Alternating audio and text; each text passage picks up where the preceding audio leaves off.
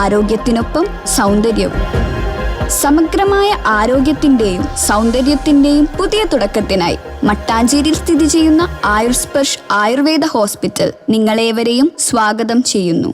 CPIM Palluruthy area കമ്മിറ്റിയുടെ നേതൃത്വത്തിൽ EK Narayanan അനുസ്മരണം സംഘടിപ്പിച്ചു.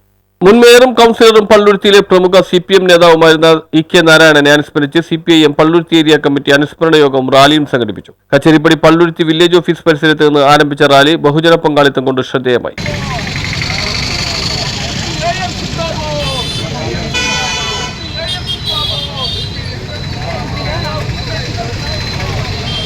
Palluruthy area secretary KS Radhakrishnan അധ്യക്ഷത വഹിച്ച അനുസ്മരണ സമ്മേളനം CPM സംസ്ഥാന കമ്മിറ്റി അംഗവും ജില്ലാ സെക്രട്ടറിയുമായ സതീഷ് ഉദ്ഘാടനം ചെയ്തു.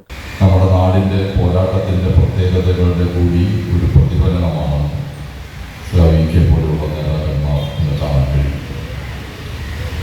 അവർ ഉയർത്തിപ്പിടിച്ച രാഷ്ട്രീയത്തെ, പോരാട്ടത്തെ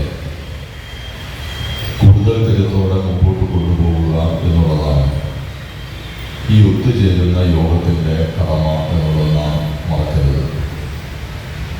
അനുസ്മരണ യോഗങ്ങളും രക്തസാക്ഷി ദിനങ്ങളെല്ലാം എങ്ങനെയാണ് അർത്ഥവത്തായ ദിനങ്ങളായി മാറുന്നത്?